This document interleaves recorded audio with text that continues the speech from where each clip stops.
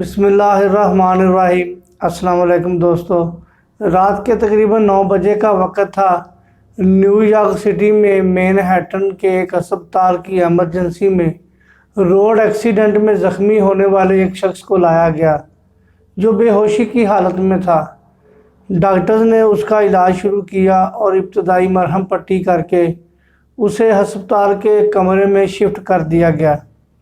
اگلے دن جب اس کی خدمت پر مامور نرس اس کے کمرے میں داخل ہوئی تو اس نے عجیب منظر دیکھا۔ اس نے دیکھا کہ مریض بے ہوش ہے اور کمرے کی کھڑکی، روشن دان اور بیڈ پر بہت سے پرندے بیٹھے ہیں۔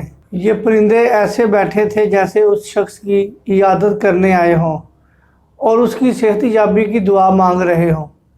یوں ہی نرس مریض کے بیڈ کے قریب پہنچی، تمام پرندے اڑ کر کھڑکی سے باہر دیوار پر جا کر بیٹھ گئے۔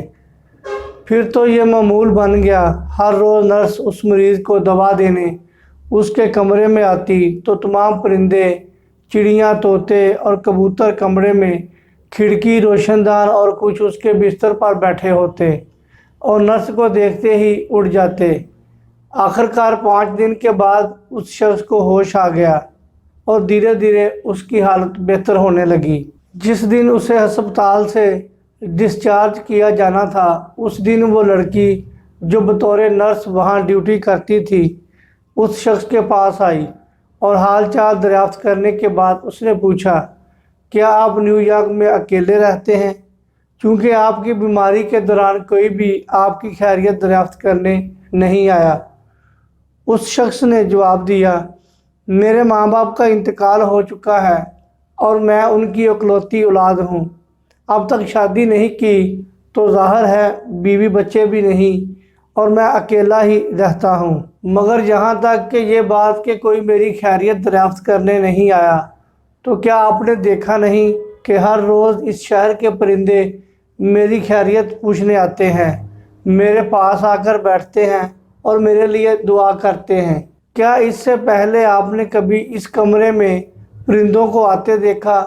نرس نے انکار میں سر ہلایا اور بولی، میں 10 سال سے اس ہسپتال میں بطور نرس ملازمت کر رہی ہوں اور آج تک میں نے ایسا نہیں دیکھا۔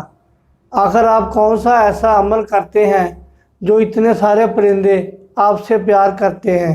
وہ شخص بولا، پچھلے کئی سال سے میرا معمول ہے کہ میں اپنے گھر کے قریب پارک میں جا کر ان پرندوں کو دانہ ڈالتا ہوں۔ شروع میں یہ مجھ سے ڈرتے تھے، پھر آہستہ آہستہ میرے دوست بن گئے۔ جب میں پارک میں جاتا ہوں یہ سب میرے پاس آ جاتے ہیں جیسے میرا انتظار کر رہے ہوں۔ میں ان سے باتیں کرتا ہوں، ان کو کھانا کھلاتا ہوں۔ اگر کوئی پرندہ زخمی ہو، بیمار ہو یا کمزور ہو گیا ہو تو میں اسے اپنے گھر لے آتا ہوں اور اس کی سیوا کرتا ہوں، اور جب وہ ٹھیک ہو جائے تو اسے واپس کھلی فضا میں چھوڑ دیتا ہوں۔ قدرت نے میرے دل میں ان پرندوں اور ان پرندوں کے دل میں میری محبت ڈال رکھی ہے۔ نرس نے اس شخص کی بات سن کر کہا، کیا یہ ممکن ہے کہ اس دنیا کی ہر مخلوق مجھ سے بھی محبت کرے اور میرے لیے بھی دعائے خیر کرے؟ وہ شخص بولا، اگر تم چاہتی ہو کہ اس کائنات کی ہر مخلوق تم سے محبت کرے اور تم سے ہم کلام ہو تو سب سے پہلے اپنی ذات کو مخلوق کے لیے بے زر کر دو، اور جس کے دل میں ایک ذرہ بھی کینہ، حسد ہوتا ہے وہ کبھی بے زر نہیں ہو سکتا، وہ ایک چلتا پھرتا نقصان بن جاتا ہے۔ پھر وہ شخص بولا، اگر تم چاہتی ہو اس کائنات کی مخلوق تمہارے لیے دعا کرے تو اپنے رزق میں انہیں بھی شامل کر لو۔ بظاہر ان پرندوں کی کوئی حیثیت دکھائی نہیں دیتی، لیکن قدرت کو اپنی ہر تخلیق سے پیار ہے اور کوئی بھی چیز اس نے بیکار پیدا نہیں کی۔ کچھ دیر خاموش رہ کر وہ شخص دوبارہ بولا، اگر تم چاہتی ہو کہ آسمان پر اڑتے پرندے تم سے اپنے دل کی باتیں کریں تو سب سے پہلے انسانوں سے گفتگو کرنا سیکھو، کیونکہ جب تک آپ اپنے جیسوں کی عزت اور قدر کرنا نہیں سیکھتے تب تک کوئی اور آپ سے اپنے دل کی بات نہیں کر سکتا۔ اس شخص کی آواز میں گہرائی تھی اور بول رہا تھا، اگر تم ان سنی باتوں کو سننا چاہتی ہو تو نفرت سے کہو کہ وہ تمہارے وجود کا راستہ بھول جائے۔